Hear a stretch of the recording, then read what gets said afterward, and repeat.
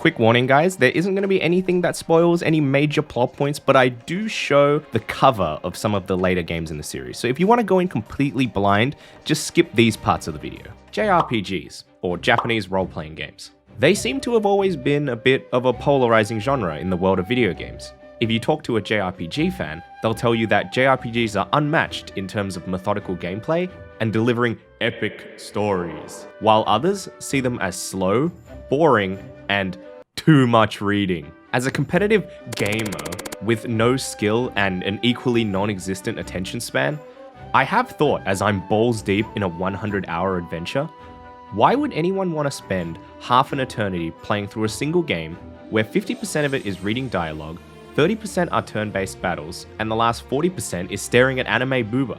Yo, can someone check the math on that? The conclusion that I reached is that JRPGs seem to always hit the spot for me when it comes to that feeling most people are looking for when consuming entertainment: escapism. Don't get me wrong, the hugely popular competitive experiences such as Valorant, Apex Legends, or League of Legends are all definitely capable of delivering in terms of escapism. These games are designed to turn what would normally be a mundane afternoon into a toxicity-filled session with the boys. Moments like getting an ace, squad wipe, or pentakill make you think, damn, I'm really pog. Anyway, the point I was heading towards is that despite spending way too much time playing these hugely popular competitive games and understanding their appeal, when I'm having a bad day and just want to rediscover why I love video games, I always find myself coming back to JRPGs.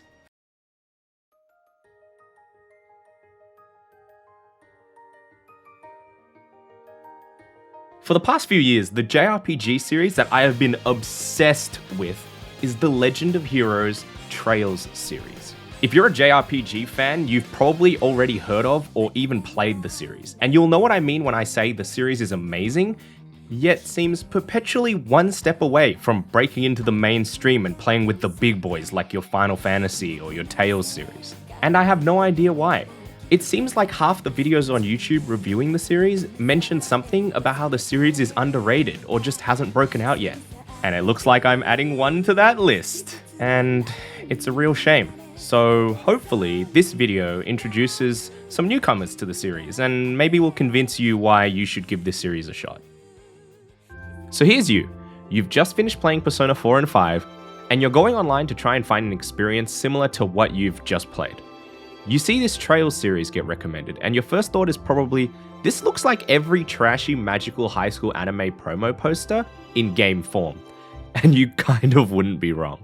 You look into it more and end up confused and daunted by the number of games, arcs, and the word kiseki. Well, don't worry boys, that's what this video is for. Obligatory mention that JRPGs are really long, and if you plan on playing this whole series, you might as well say goodbye to any social life for the next year.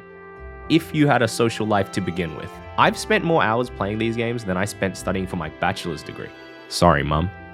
First up, a little background on the series. The Trails series, also known as the Kiseki series in Japan and amongst weebs, are a series of JRPG games developed by Nihon Falcom, one of the early pioneers of the JRPG industry, along with some other indie studio. So they're partially to blame for all those hours you've spent on JRPGs instead of self-improvement and growth. But what even are all these different series you keep hearing about?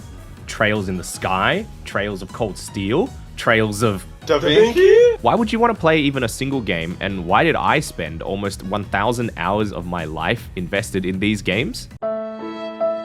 So the series is split into 3 story arcs. Each arc takes place on a different nation in the fictional continent of Zemuria. The first series that was released, as well as the first chronologically, was the Trails in the Sky saga. It's made up of 3 games, where for the first 2, you will be following Estelle and Joshua Bright, a pair of siblings who live in the Liberl Kingdom, hence the Liberl arc. The third game in the saga follows Kevin Graham, but I'll let you discover what he's about. If you're a big fan of the more traditional JRPG adventurer's journey and incredibly touching stories, the Liberl arc will be right up your alley.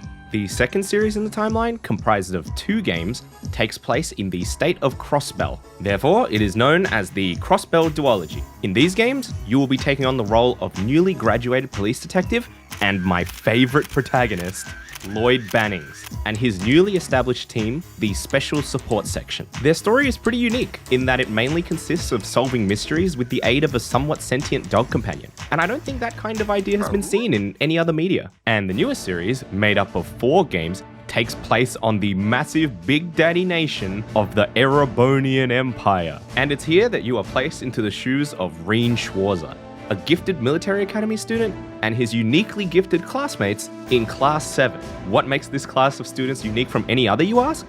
Well, they all have a burning shared interest in both the power of friendship and Rean himself. So now that you've got an idea of what games are in the series, the natural next question is, where should you start? Due to the interconnected and sequential nature of these games, you definitely can't just start wherever you want. And there are 2 main ways I would recommend for playing through the series. You can simply play through every game in the order that they were released, so Trails in the Sky Trilogy, Crossbell Duology, Cold Steel series. This is the purest route, and you won't miss any references to earlier games that way. However, if you're iffy on the series and don't want to start with an older game, then I would recommend starting with Trails of Cold Steel 1 and then following the order shown here and in the description. This play order is how I got into the series, and it's approved by the Trails of Cold Steel Twitter page, so don't come for me, Trails purists. In my opinion, Cold Steel 1 is a good entry point for newcomers because it has modern-ish graphics, dubbed voice acting, and the setting plus social mechanics will be familiar for anime fans or anyone that has played the Persona games. It also has the largest cast of characters right off the bat, which means you'll easily find one person you can connect with or fall in love with. The Sky Saga and Trails of Cold Steel Saga have been professionally localized and can be found on Steam and other consoles. The Crossbell Duology is available for English speakers through fan translations, the best of which is by the team over at the Geofront. Never mind, boys, literally as I was editing this video, Falcom and NIS America announced that we will finally be receiving official English localizations for the Crossbell Duology, but in 2022 and 2023. This is obviously great news, but it does mean that the fan translations created by the Geofront are no longer on their official website. Your only options now are to either wait for the official translations to release, or, it's the internet. You guys can find anything you want. Let's get into the first big reason why I love the series: the character writing and world building. The story of the Trails games are set in the midst of the Orbital Revolution. Think the IRL Industrial Revolution, but super accelerated. The invention of Orbital technology, pretty much just magic crystal stuff, has seen rapid progress be made in the development of new vehicles, appliances, and we're all thinking it, weapons. The invention of the first Orbital car, train, and airship have all taken place in the span of about 50 years, and you can imagine how much this has shaken up society, especially when it comes to the military powers of each nation. This is the world our main cast of characters find themselves in, and each cast has their own unique role to play within the overarching story. I just want to stress how impressive it is that Falcom manages to weave these parallel storylines into a coherent epic with plenty of twists and turns in such a way that I can't really think of anything as beautiful to compare it to. The early arcs of every game are always invested into developing the main cast, exploring each character's background, circumstances, motivations, and ideology. Initially, some of the characters might come off as your bog-standard generic anime cutouts that act as predictably as that Gold 4 Lee Sin when he lands his cube, but they're all quickly given scenes that allow us insight into their real character and how they became who they are. For example, Marcius might initially come off as your generic hates everyone and himself character found in every anime, but you later find out that he has legitimate reason due to traumatic past experiences that have led to him being this way. And this attention to developing characters extends to the NPCs as well, many of whom you'll be interacting with over the course of the entire game and sometimes the entire series. Every time you complete a major story quest, you can go and talk to the NPCs, and they will have new dialogue about how their life is going, and this emphasis on NPCs actually having stuff going on in their lives irrespective of the player's actions, is just refreshing to see in a game. You'll also find as you play through the series that recurring characters are a huge thing, and you're going to have plenty of those "holy shit, I remember you" moments when you meet an NPC or character from a previous game that you didn't expect to show up. I think these moments just really reinforce how interconnected the world is. And while the story does increase in complexity over time, luckily never to the point of something like what I hear the Fate universe is at, the events of the world remain reasonably cohesive and focused. You would think that a story that starts off like this, I get to introduce you to my girlfriend, who is amazing, and then turns into this, I think it's clear, based on what she's learned, she's tragic and kidnapped, would end up just becoming confusing, but it doesn't. Kind of. Alright, let's move on from the story and characters. If the story, characters, and world are the potatoes, then the combat and character customizations are the A5 Wagyu steak. The combat of the Trails games will be familiar for you if you've played a lot of JRPGs, in that it's turn-based, but with an added element of positioning. Your characters, as well as the enemies, can move around the battlefield to both dodge attacks and set up for them. Understanding of how to position your characters over the course of a fight, especially on higher difficulties, is Super necessary. the two types of special actions you can take in Trails games generally boils down to using arts and crafts. Arts are your traditional spells. They cost traditional MP, take some time to cast, vary in element type, and are assigned to characters via the quartz system, which I'll get to in a second. Crafts, on the other hand, are moves that are unique to each character, cast instantly, and cost CP, or craft points, and they're replenished when dealing and taking damage.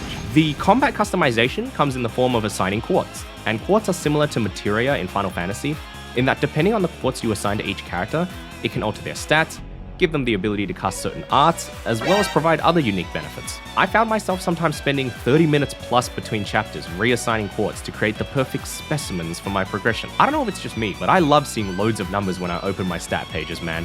Something about seeing all those numbers change when I move something, I think it makes me feel like I have a giant mega mind.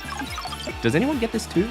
I personally think the combat system is really satisfying to play, and the abundance of options for customization mean you can always build your party to suit your playstyle. I've watched dozens of people on Twitch and in real life play these games, and not one person plays the game the exact same way. I, for one, almost never use defensive arts, unless I absolutely need to. But there are some people who use them extensively, and make me realize just how much harder I'm making the game for myself. Party member choice across all Trails games are usually pretty extensive, with Cold Steel perhaps having more playable characters than any JRPG I've ever played. Not only is the main cast larger than traditional JRPG parties, important NPCs that you meet have a decent chance of joining your party at some point. You can usually tell by whether they have uniquely colored hair. You get a chance to use a lot of characters that you wouldn't expect, and I think this gives you a great chance to connect with them through gameplay, rather than just dialogue. Continuing on with the meat and potatoes analogy, I guess, if the character's story and world are the potatoes, and the combat is the meat, then the gravy would be the freaking legendary music and voice acting. The music in this game... I want to personally thank each and every member of the Falcom JDK band that worked on making the OSTs for these games. You've been listening to the OST throughout this video, but there are so many other tracks I wish I could have fit in here. From the hype-inducing orchestral battle tracks that'll make you want to get up at 5 AM and fight for your country, to the calmer and soothing home campus themes,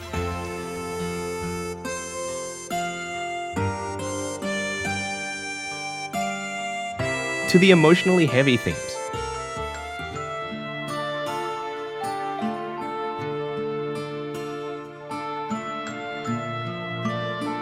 And of course, the legendary vocal opening songs.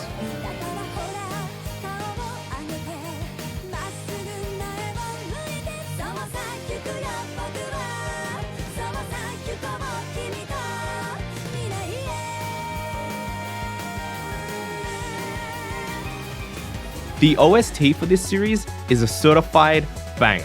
I'm a firm believer that good music can take an okay game to an amazing game, and what we have here is an already epic game with an even more perfect soundtrack accompanying it. It's like the writers and directors have already created this amazing game, and the composers appear like, "Allow us to introduce ourselves." I'm going to steal and modify a quote I heard from Donkey. Not every song in the Trail series is perfect, but it's insane how many perfect songs are in these games. The voice acting talent and overall localization quality is also top-notch throughout. English voice acting is mostly confined to Trails of Cold Steel, as it's the only arc that contains a high amount of English voice-acted dialogue, and they did not cheap out on the quality of VAs. All right, Class 7. Our objective is to stop the activation of the railway guns. We've learned a lot at the Academy. It's time to put that knowledge to the test. Seeing them there, I feel they have the potential to be the light we seek. A light that can break through the storm clouds that continue to build over our nation day by day. With that, I'd like to congratulate all of you on being the first ever Class 7. This top-quality cast of VAs imbue the characters with so much presence and life, but you're going to secretly hate them when the emotional moments of the series destroy you because of them. So, in wrapping up, the Trail series isn't perfect. No series is. It does suffer quite a bit from anime trope syndrome. The combat through some sections can feel a bit repetitive, as you will be using the same crafts over and over to kill trash mobs, though this can be alleviated with the turbo feature, and the dungeon design of earlier games can feel a bit unimaginative. In saying that though, the series' strengths are unparalleled in being able to give players that sense of place, that feeling that there is a real world with real characters beyond the screen. There's a reason Trails fans are amongst the most dedicated and obsessive fans there are, though I have nothing to back up that statement I just made, so don't shoot me. So where are we at now? With the localization of the next game in the saga, Trails into Reverie, having just been announced for a 2023 release, God, that wait is too long. And Kuro no Kiseki, the first in the next saga of our epic story, being teased with new graphics and a revamped, more fluid battle system, the future is looking so goddamn bright for this franchise. There has never been a better time to join the Kiseki cult, and I'm just really excited to see what Falcom has for us in the future of these games. Alright, I've talked enough. In the end, all I really wanted to say was that the Trails series is a great JRPG series, and you should play it. If you allow yourself to get lost in this journey, you'll find one of the most stunning, heart-wrenching, insane, hype-inducing stories ever told. And when the chapters of this story end, if it isn't already, it will go down as not only one of the greatest JRPG series of all time, but one of the greatest game series of all time. Period.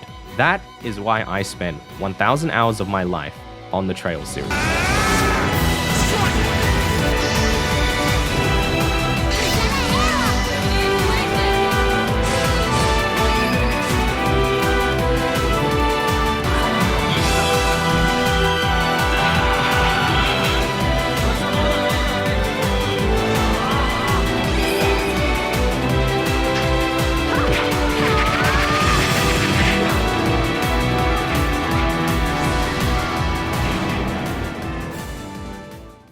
Hey guys, it's Kevin here. If you made it to the end of the video, thank you so much. This was my first YouTube video ever, so I'm sure it's a little bit rough around the edges, so feel free to leave any comments and suggestions on how I can improve my editing or my voiceover, whatever you like.